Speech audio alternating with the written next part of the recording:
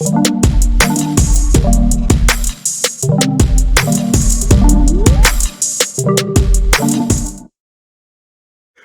to the Unscripted Authentic Leadership Podcast, a podcast where we're seeking to lead change while also seeking to understand. I am your host, Lafayette Lane, joined by my co-host, John LeBrun. And today we are joined by our special guest, Courtney Wetzel, who is the owner and founder of Blush Bridal and Formal. Before we get into introducing her more, we want to thank our supporters that have been following us and have joined us on this journey here at the Unscripted family. Those of you that have been following us on Facebook, on the Unscripted Authentic Leadership Podcast page, we say thank you. And those that are following us on our Instagram page there at Unscripted Leadership, those of you that have subscribed, as you can see on the bottom of the screen, they're Unscripted Authentic Leadership. And those of you that may not even watch the podcast, but you listen faithfully on one of our major podcast platforms there on Apple, Spotify, Google Podcasts, Stitcher, and Buzzsprout. To that, we say thank you. This is the part that I usually ask John how he's doing. And so, John, how's it going, man? I'm doing so good. Just happy to have Courtney on here with us. Yeah. And it's been a good week, so I'm excited for this. Absolutely. I'm excited. And it's always a good time and interesting, different perspective for our podcast when we have a guest. And so, as I've said, our special guest today is Courtney Wetzel, and she is the owner and the founder of Blush Bridal and Formal. At this time, Courtney, just kind of introduce yourself to the Unscripted audience and tell us who you are and more about what you do. Sure, absolutely. I thought we got the name down pretty well, so we won't go back around and cover that again. I am an entrepreneur. I have been in business for myself for the last just over 9 years. I started pretty young. I was 23 when I got started, and my foray into the business world was actually my best friend's mom had her bridal shop for sale and called me up, said, "Hey, do you want to buy the store?" And I said, "Sure." And 3 weeks later, all of the money I had saved for a house went into a business, and we started that. Long story short, it's evolved now, and we're in 2 other locations in the state of Maine. So we're a little further away, but I did used to live in Ohio, hence the old friends that I had in John and Cherie. And so now I kind of work from home most of the time, but I help our teams develop so that they can run the stores themselves. Awesome. And that's what we kind of want to get into even more, how you've taken your one location, how you started. And I think that's inspiring for those that are watching. We often say here on the Unscripted Authentic Leadership Podcast, sometimes you just have to start. You may not have everything together perfectly. You may not have the business plan all together, but if you're waiting to have everything perfect, you'll never start. And so we definitely want to dig more into your story, how you expanded from one location to, as you said, now you're at 3 locations. But let's start with the developmental leadership piece. I know that's something that's important to you and a core value here. And that's something I think that will be pertinent and then that will help our unscripted audience. Can you talk to us about more about how you develop leaders within your company?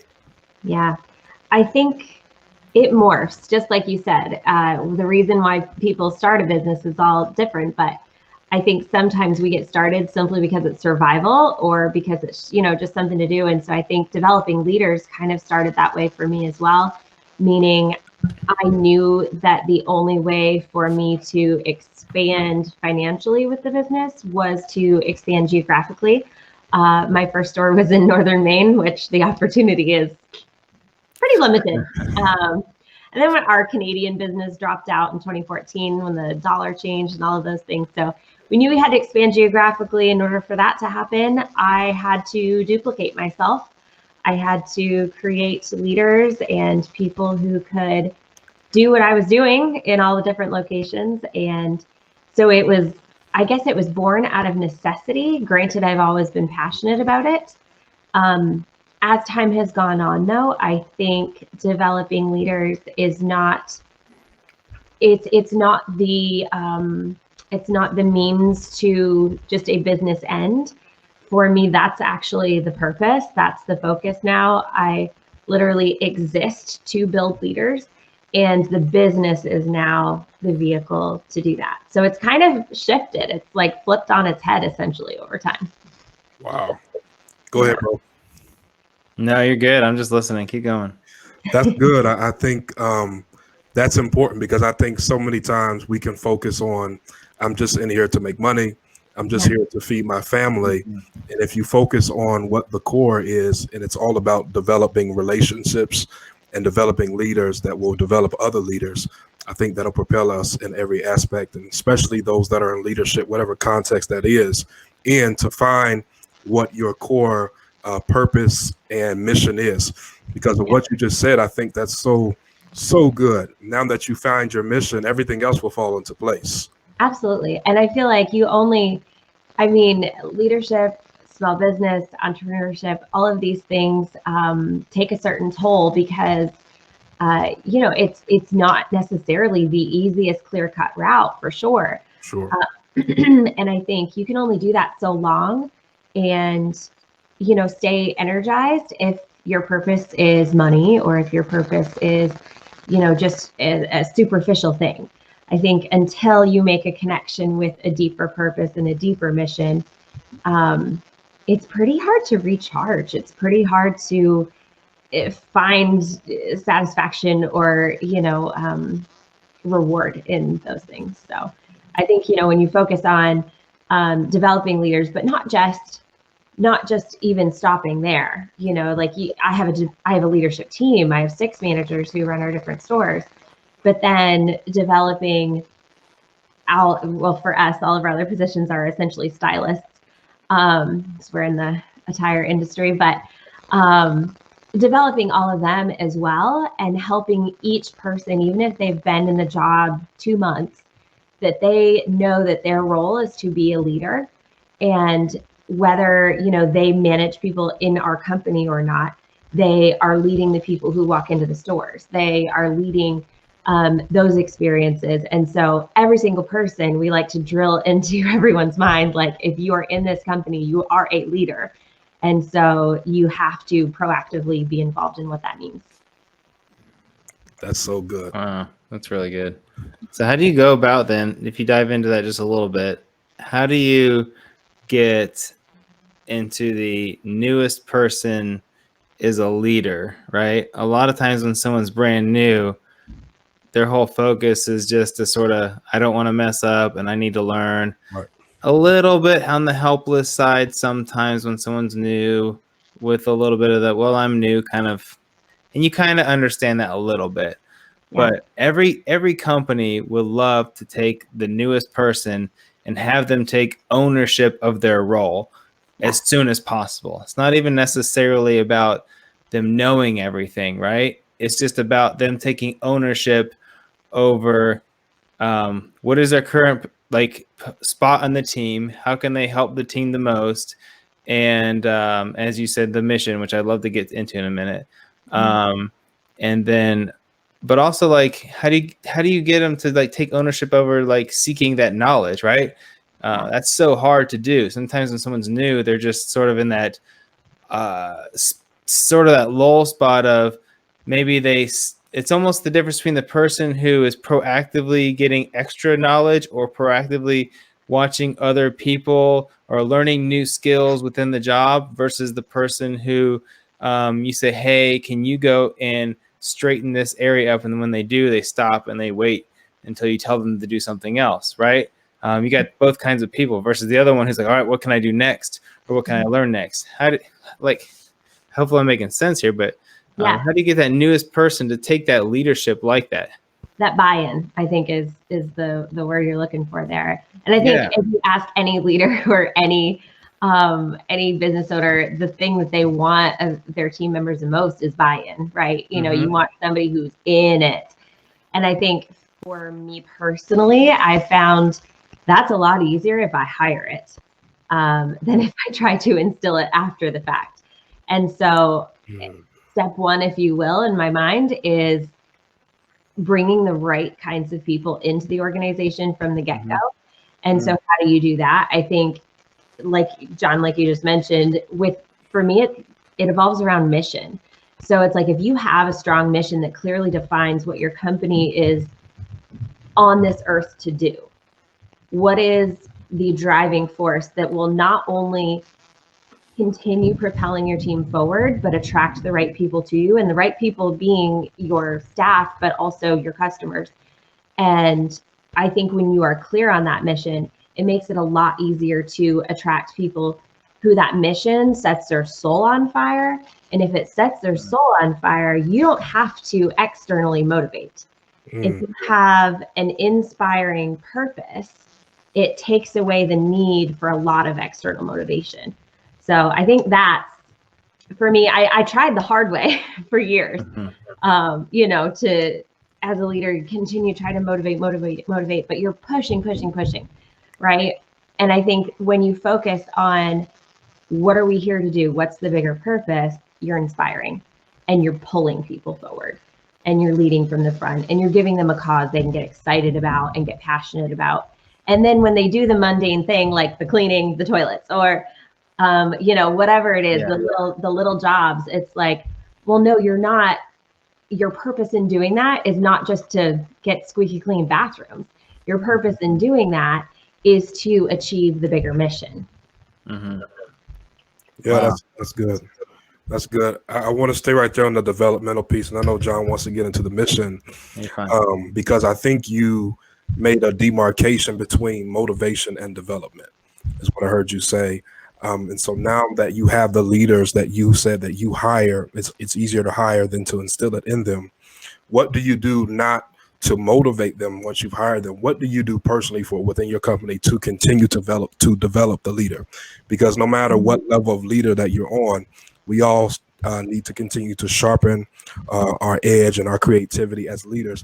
What do you do? What is your developmental process once you have the leaders hired and once they're in there and you see that's someone that you're going to keep on board for your process? What's your developmental process or your continual developmental process? So I think the most important thing is breaking your mission down and then taking a little further. How do you teach that? You know, how does that influence your culture?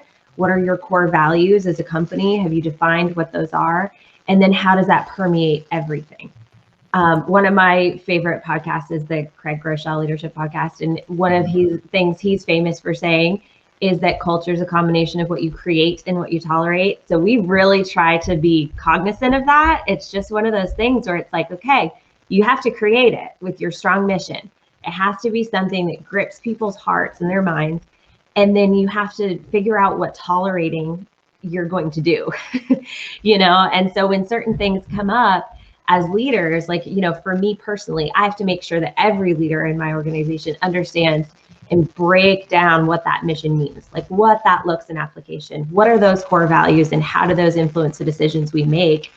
And that is so much more important than, I mean, we have a technical training program. I've written workbooks. We have like one of probably the more advanced training systems in our part of the industry. However, that's not what's most important. What's most important is that we're teaching culture and we're teaching values, you know, and I think those are the things that, you know, you have to have a hard conversation with somebody, right? So you've got an employee who's made a poor decision or, you know, maybe done something that has jeopardized one of your core values. That conversation is not about them as a person. It's about the action that violated the core values. And the core values are not something that they're hearing for the first time in that conversation. It's something that was set up in the very beginning that just says, this is who we are. This is what we stand for. By you becoming part of our family, these are the values that we as a family stand for. So then that hard conversation happens and it's so much less confrontational because it's just like, you know, hey, we have a standard of excellence here, and you half-hearted this job. That's not, you know, that's not in line with our core values. You know, how can we figure that out together, and you know, how can we change that behavior next time? And it's not the person, you know, and I think that makes it a little easier for people to digest, and you can deliver it with a little more love.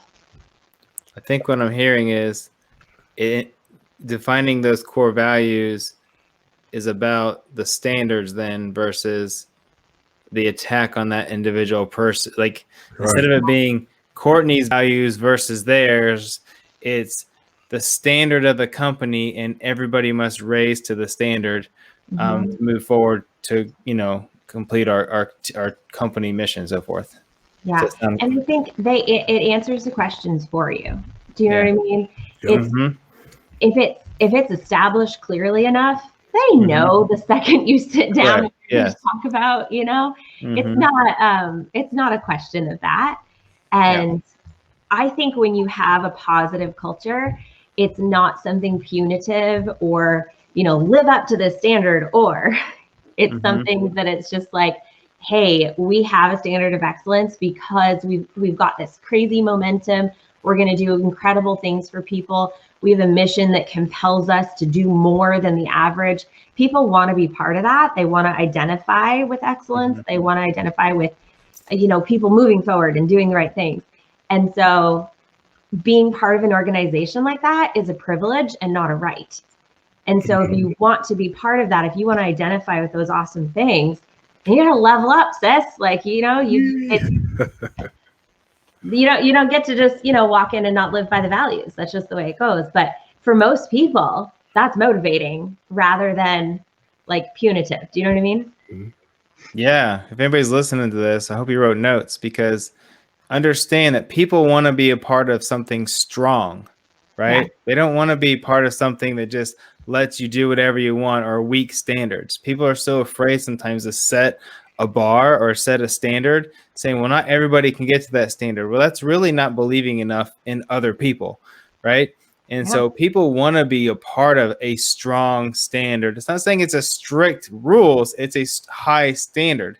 That's why people want to be a part of the best sports teams or the best companies. Do you want to make it to the tournament game? Do you want to make it to the championship or not? To be part of the weak team who lets you do whatever you want. They want to be a part of the team with high standards that goes and wins. So if you're listening, I hope you heard that. It's so important. You have to set those standards and expect people will rise to the standard.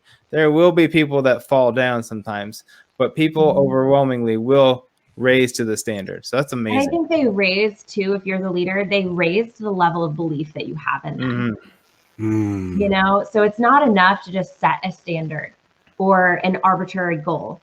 It has to come from, as a leader, you have to have deep connected belief in the fact that what you've given somebody to do, they're capable of doing, and you've done your job as a leader to equip them to do it.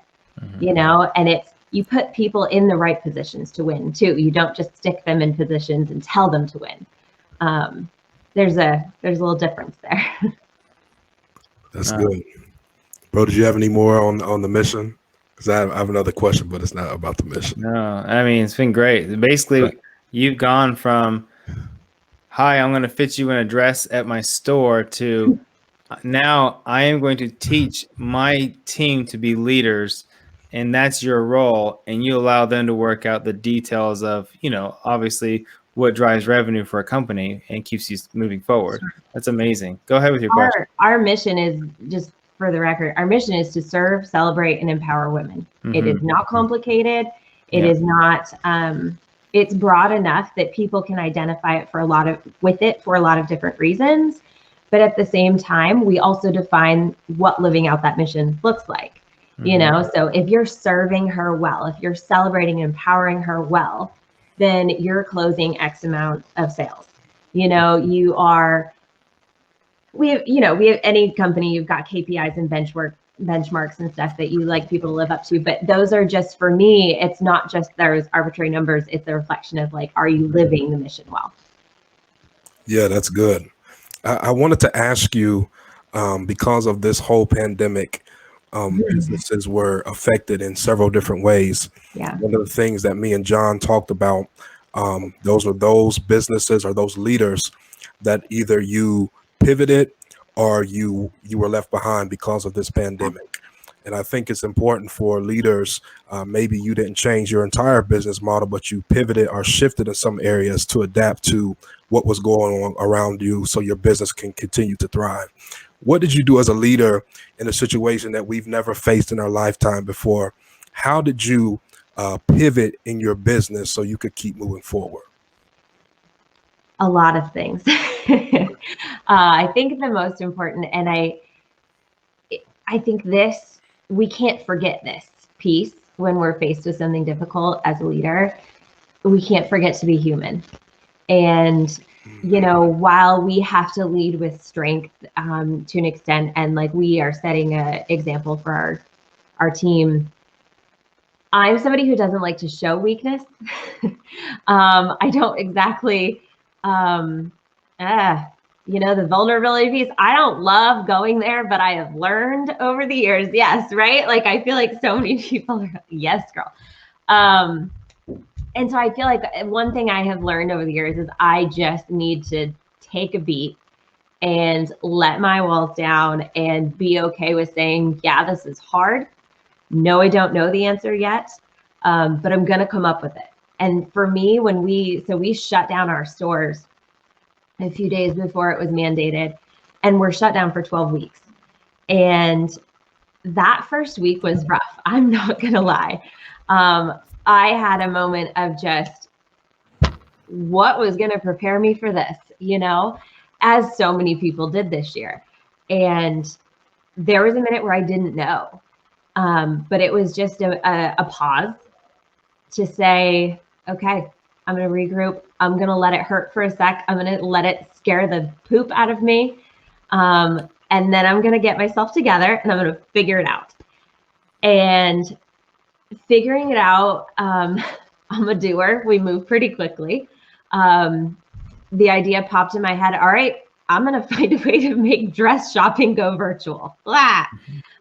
Without, big tech behind me, backing me with like apps where people can virtually do things. It was like, we are a small business. And I knew in the beginning, my biggest commitment was I'm going to keep my full-time staff working.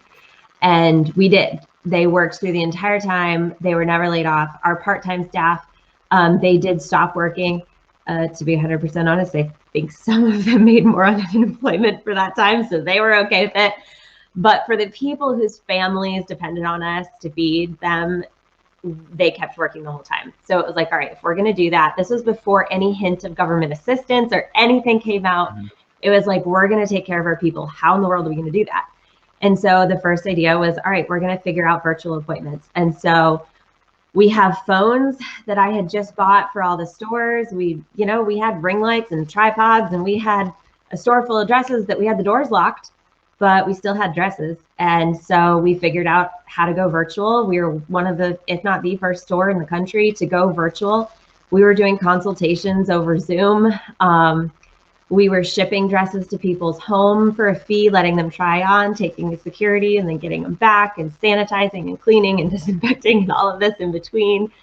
And just shifted literally within like 3 days time of this idea happening, and then to like execution, get it out and market it to the public. It was literally like a few days. And that was our leadership team. They were incredible. There wasn't a moment of just like, Courtney, you're nuts, we're out. It was like, we're with you, we're going to figure it out together. And everybody jumped on board. And all of a sudden we were on Zoom calls, sharing with other stores how to do it. Now stores all over the country were, we just gave them our format and said, here, use it if it helps you. And all of a sudden stores all over the country are doing virtual appointments. And don't get me wrong, it was drop in the bucket compared to what normal revenue would have been. But it was something. And if anything, it was hope. And it was something to keep our girls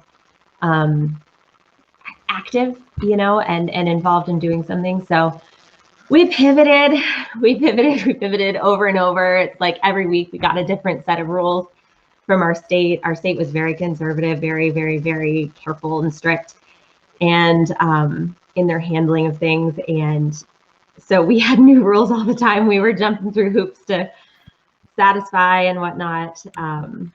But I think that it made us stronger, and we used that downtime we revamped our entire training program. We added an entire menswear department to our biggest store.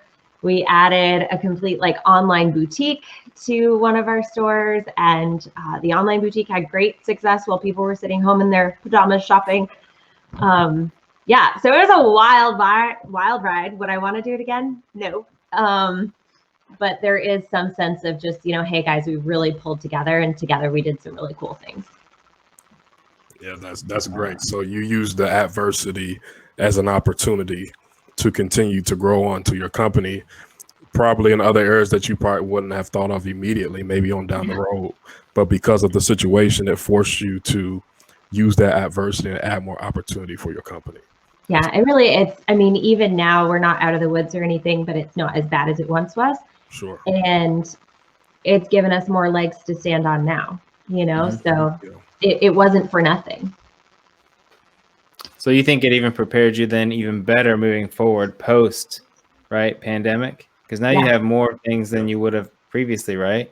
Absolutely. I mean, my goodness, once prom starts happening again, I feel like our normal year would be like nothing. Like our sales will be through the roof once we have our normal stuff back again, because we've had to shift. And, I was sharing with John the other night that somehow, and it's by the grace of God, he did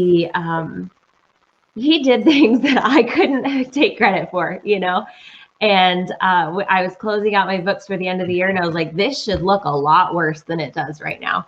And I just was scratching my head, and I'm like, how? I mean, I knew we hustled, but like that should be a lot worse. And the reality was it wasn't. And I was like, wow, okay, to me, that's indicative of an incredible team and an incredible God. So you said you were just shy of your what you call your stretch goals, right? Yeah. Meaning this is what we should do. If we stretch ourselves, this would be a huge success, right? Yeah. And you're pretty close. I thought there's no way we'll hit it. Like we lost an entire quarter of business. So for us, it was not only a quarter, but it was a quarter during our busiest time of the year. So like our entire prom season was shot, decimated. And somehow through the rest of the year, we were just shy of hitting the goals that we had set for pre-COVID world.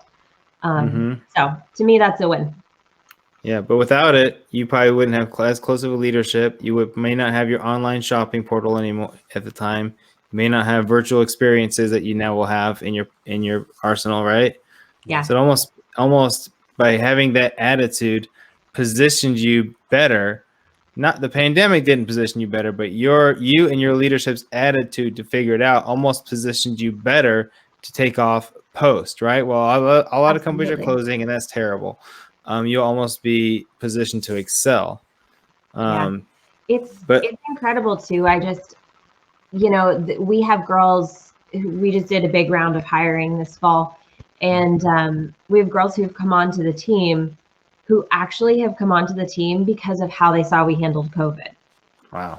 Which is bizarre. They were just saying like, hey, we were watching you on social while we were shut down, and we were like, wow, that's a team I want to be part of.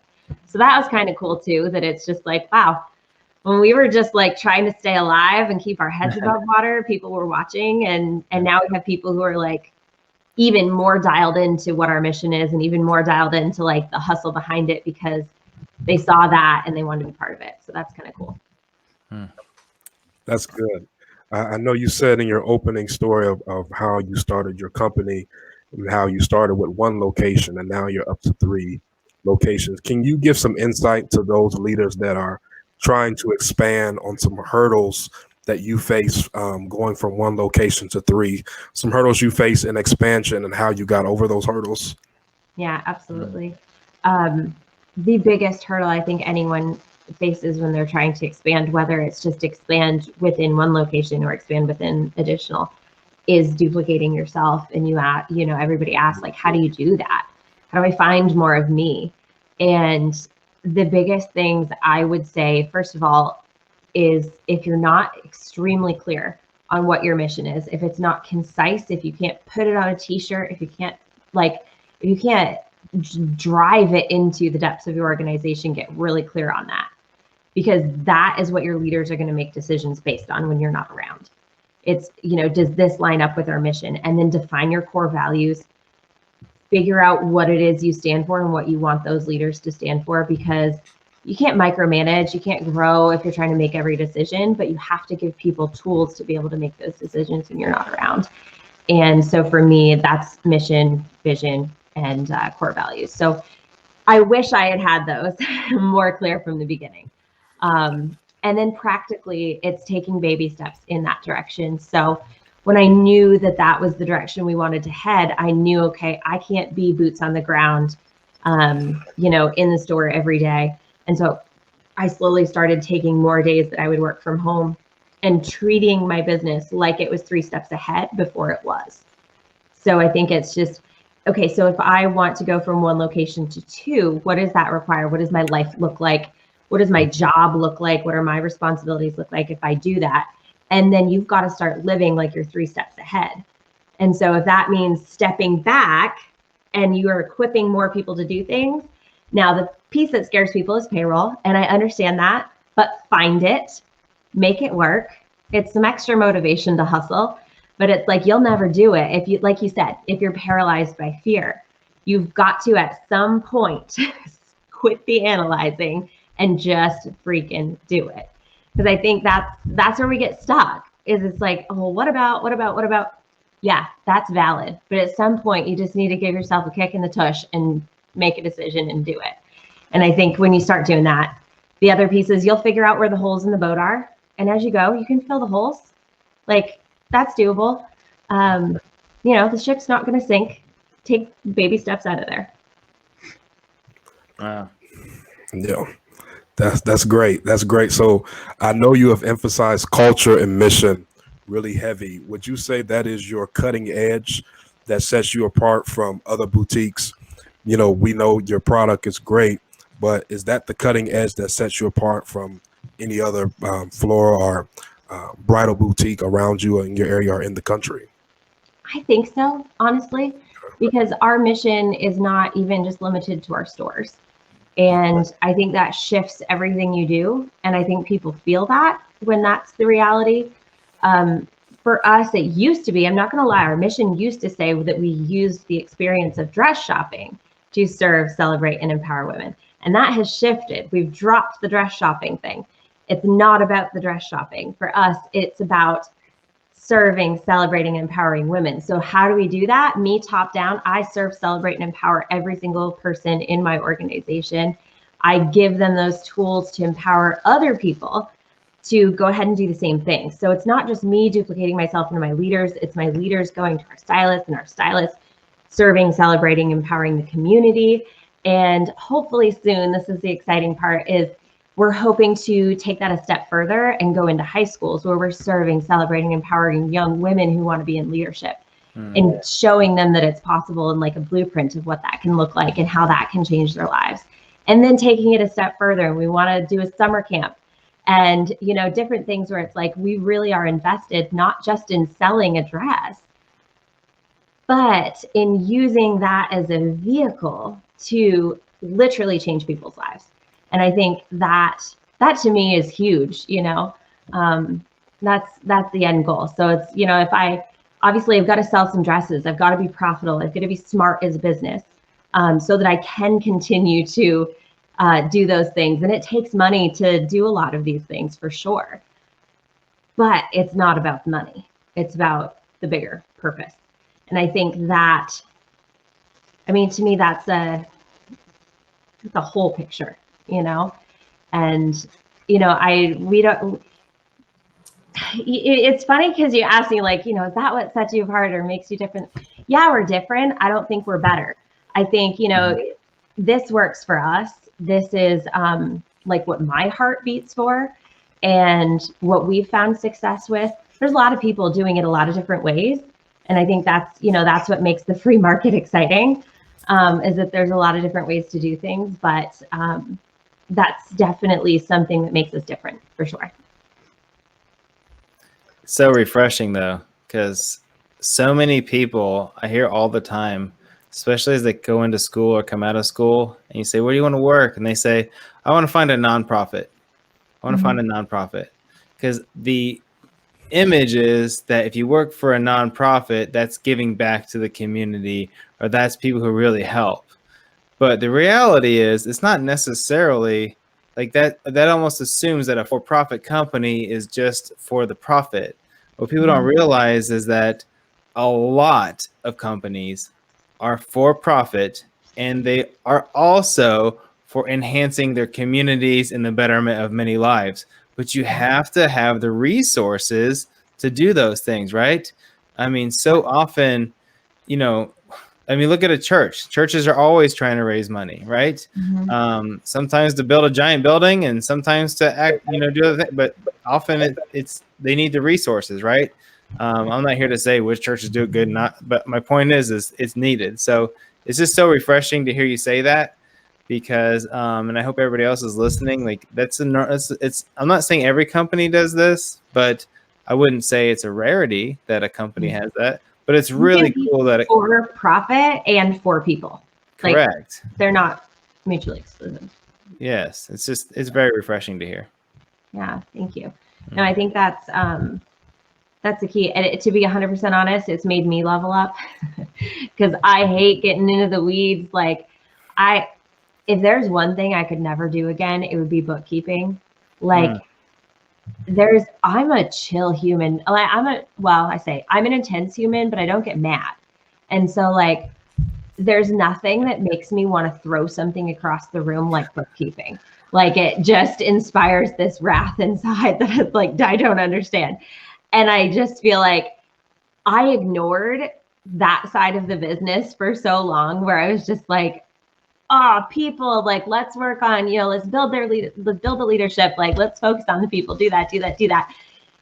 And it's really just been the last few years that I've realized, like, if you actually want to reach more people and take it that next level, like John Maxwell's law of the lid, like, you're the lid. So until you level up and get your crap together on this front, you can't reach more people. You can't do more for people. You can't pay people more and retain incredible people if you're never profitable. And so now, I'm not saying we weren't profitable, but it's just one of those things where that has really, the like cold hard fact number side of things has really pushed me, because that would not be an area that I get jazzed about, but the reality is, like, we don't serve money, but our money can serve us. That's good. I just had one more question. I don't know if you have any more, John, but I think you answered a little bit for me. But in the next 5 years, what's your vision for Blush Bridal and Formal? Like, what does that look like going forward? What's the vision for your company?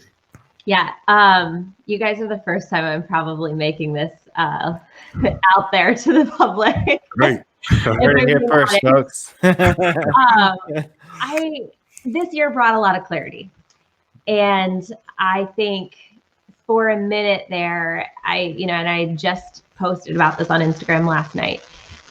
During quarantine, I had felt this pull to really kick it into high gear in terms of my passion for developing leaders and that kind of a thing. And I didn't see a super clear-cut path of how that connected to what I was doing with the stores. Because obviously within the stores, I was developing leaders, but I started, getting opportunities to speak to different groups and to just participate in some things that had absolutely nothing to do with our individual stores. And so I started to feel like, okay, maybe I need to start another platform for this. And I kind of did for a minute, but it never felt like 100%, this is it. You know what I mean? And this summer, I got a little clarity. We actually did the Entree Leadership Summit virtually. And so I had all my managers come to my house, and we floated on pool floats and put a TV outside and watched the summit virtually for a few days. It was a rough way to do it. But we got a lot of, I just, had these crazy ideas that I kind of pitched to my leadership team. And wildly enough, I should have known this is what happens with our group of people, but it went from one thing to another, to another, to another, to another. And all of a sudden it was like, holy crap, this just evolved big time. And then I cast the vision for our whole team this last November at our biannual stylist retreat. And, we had 30 people-ish there, and then some there virtually and whatnot. And like, there were girls crying because they were so passionate about it. Like, there were people who came up to me afterwards and were just like, I want to be a part of this. And so the vision is, hopefully, we are looking for additional locations where we can plop down some more stores. We've got a pretty good blueprint mapped out, and some pretty incredible leaders who are geared up and ready to go. And we're shifting our business in terms of positions, and some of our leaders are taking on some different roles to enable us to do this. And so hopefully additional locations outside of New England. And then what we're really jazzed about, like I said, is the community piece of it too. So we go into high schools, hopefully we, do a summer camp, and we get more involved in the community, and hopefully have kind of a transitional program, where we open up more internships and more opportunities to kind of take people through this leadership journey and start them out in the teaching phase and really move them on up through and create more opportunities for them in the business world and create more jobs and that kind of a thing. So it's kind of snowballed, but I'm excited about it. And I don't know, for me, it's, I can't tell you honestly deep down that I'm just like, more stores, like that I'm like, that's like the be all end all. But for me, it's like, I have incredible women on my team that if this is all I ever do, they'll leave me for sure. Because if I am not growing and I'm not providing growth opportunities as an employer, then the incredible people are not going to stay with me. And so I think my motivation sometimes to keep moving and keep expanding is because I have great people on my team who I know deserve more opportunity, and I can either create it for them or they can work for somebody else, and I would rather create it. Wow. Well, did you have any more questions for Courtney? Not really. It's been great. I really appreciate you coming on here and just dropping all these nuggets. I know I'm going to go back and listen to some of this because I tried typing as you were talking a couple of times, and I'm like, I'm just going to listen. It's been amazing. I know you, so I know you live out what you're saying. If anybody's listening, we call this authentic leadership. Courtney is definitely authentic. Her family is authentic. They're amazing people. They definitely live out these values. It's not just talk. If you're on her team, you are truly blessed. And I'm sure she's blessed to have you on her team. But she definitely does this. I follow, if you haven't done this, follow her pages. I'm not interested in bridal dresses, I promise you, or the clothes that they put on there. But I've seen the pool noodles, leadership outside pictures and stuff, because I'm like, wow, that's such a cool idea. I'm not going to be having a leadership in a pool noodle, but the idea was excellent, and just the camaraderie and the uniqueness of it was definitely like, wow, these are things to really unite a team. I definitely took mental notes of it. So follow her on her pages, by the way. Yes, John said that it's been a pleasure having you on as a guest. I have thoroughly enjoyed, and as John said, I am going to go back and rewatch it myself. So many gems, so many things of knowledge that not only myself and John, but I know our audience will learn from and be better leaders for it. And those of you that are looking for Courtney's social media information, you'll see it right there on the page. Her Instagram is @BlushLeaders. You can find her on that platform. You can also find her online boutique there at shop.blushbridalformal.com. That is shop.blushbridalformal.com. Is there any other social media platform that we may be missing that they can find you on, Courtney? If they go to those, that will lead them to all the rest. So that covers it. Great. And we always leave our readers our listeners with a read of the month. On our read of the month, this month is The Millionaire Next Door by Thomas Stanley. We talked a little bit about financial literacy, and I love how Courtney, you said that you can be for profit and yet for people. And so we are promoting leadership in all areas, and one of those areas is being stable in your finances. And so our read of the month is The Millionaire Next Door by Thomas Stanley. Once again, we have thoroughly enjoyed this episode, and we pray that you will enjoy it as well, as I'm sure you will be blessed those of you that will go back and watch this or listen to this. As we always say here at the Unscripted Authentic Leadership Podcast, we're here to build bridges and not walls. Bridges connect and walls divide. Until next time, God bless you.